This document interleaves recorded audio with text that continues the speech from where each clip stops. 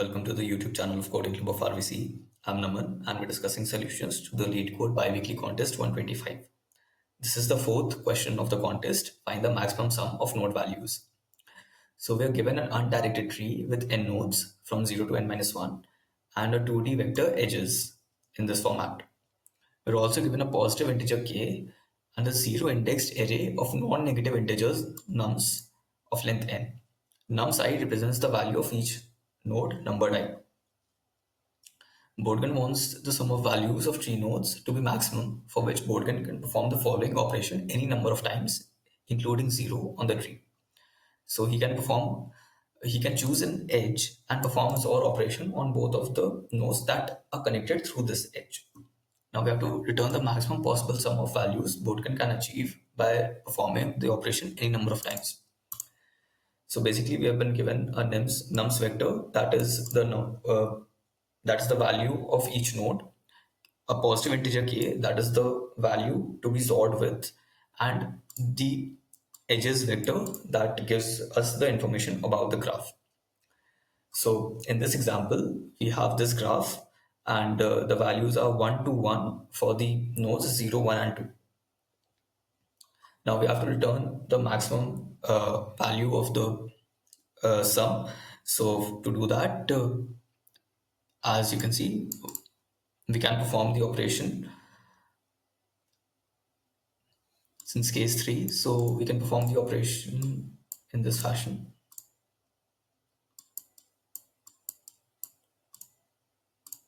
The value of this is 1, 2, and 1. So I can choose this edge and perform the XOR operation. So it becomes 2. And finally, we have the sum as 6. So that would be the sum here. Similarly, for this graph, the k value is 7. So if you perform the operation, we would get 7, 5, and 4. Okay. So for this graph, the value of nums is 2 and 3 and k is 7. So if we choose this edge and perform XOR operation, we get 5. And here we get 4. And the final sum comes out to be 9. And that is the maximum sum that we can achieve. Similarly for this graph.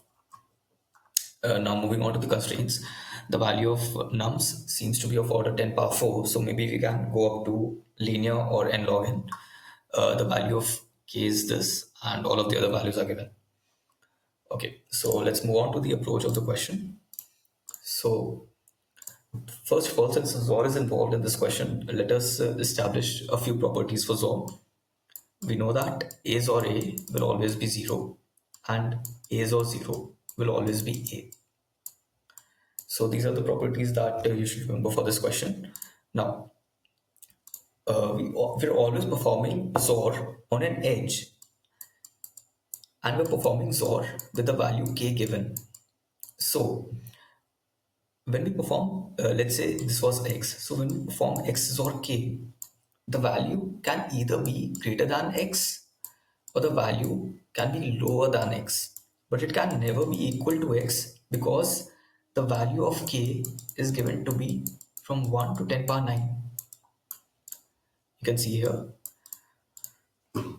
Since the value of k is always greater than 0, hence this would never be achieved, and that's why on XOR operation the value of x would either increase or decrease. So we just have to identify what nodes would increase the value and what nodes would decrease, and then we would proceed accordingly.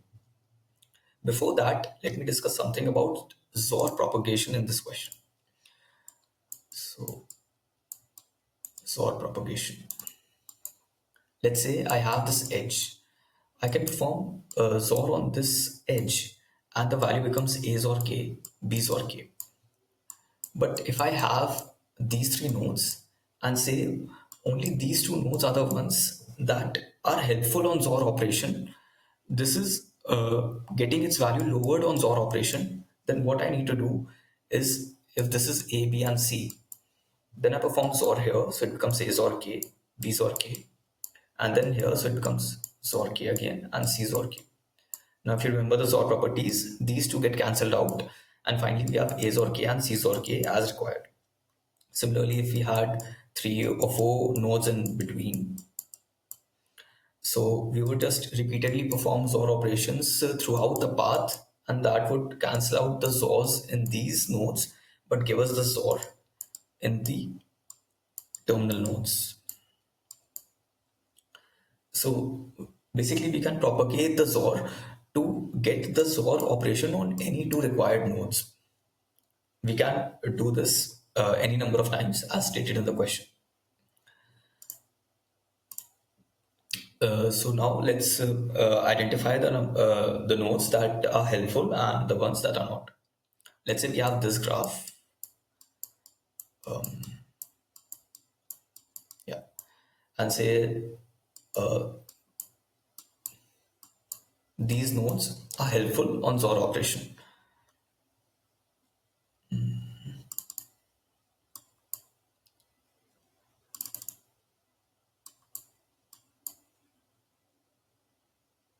Yeah. Okay. So these nodes are helpful on XOR operation and these ones are not. As discussed previously, I can choose any 2 nodes and propagate the XOR no matter how far they are spaced. So let's say I chose this node and perform the XOR operation on them. What remains is these many nodes. Now I have one more node which is helpful on XOR operation, but I do not know how to perform XOR on this. I need another node that is helpful to perform XOR. In this case, what I have to do is sacrifice an element. Let's say if the values of these were A, B, and C, and the values of these were D, E, and F. So for the sum value that I have to return finally, initially I increment A's or K, B's or K, C's or K, and keep D, E, and F as it is.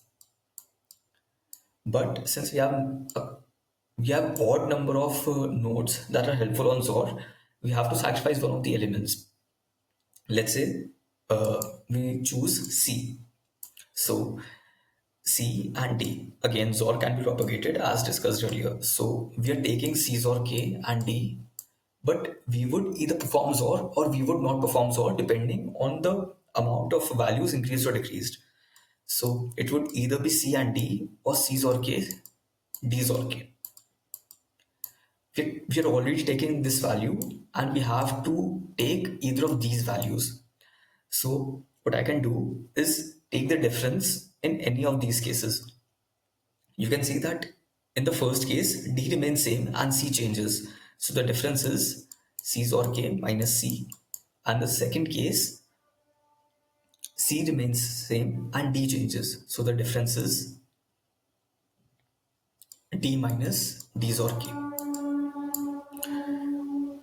Since we have to change the value of only one node in case of odd count of helpful nodes, we can, as we move throughout the nums array, find the node that is giving us the least loss. So I can characterize this as the loss incurred and I have to find the minimum loss for all of the nodes. If the count value of all of these is even, then I do not have to worry. I can just return the sum that I've calculated. But if we have odd number of nodes that are helpful, then we have to find the minimum loss node and decrement that value from our sum and then return the answer. So that is the approach to the question. Let's move on to the code. Yeah. So I've initialized a few variables. Counts towards the number of nodes with helpful XOR, and minimum loss is minimum loss incurred in case of odd count. So I traverse nums. When XOR is helpful, that is I XOR K is greater than I increment the count value. I increment this value to the sum variable and I just calculate minimum loss in case the count value would be odd later on. Similarly, when XOR is not helpful, I update my sum value with this value and update minimum loss in case the count value would be odd later on. Finally, I have all of the values. Now, if count is odd, I decrement minimum loss from sum. Otherwise, I just return sum directly. Let's try to run this.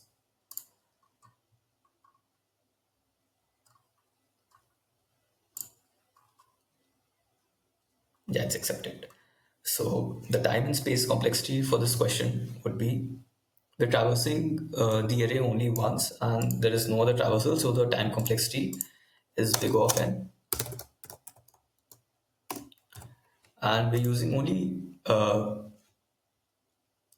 only constant number of variables that are extra, so the space complexity is constant. That's it for this question. This is actually a very good question. It gives a very good example of why you should always attempt graph questions, even if you do not know graphs completely, because in this case, the graph was only helpful in determining that XOR can be propagated. If you see that we traversed the array nums only once, we do not create any adjacency list or anything. So you should always attempt graph questions and not be intimidated by them. That's it for this question, guys. Thank you so much.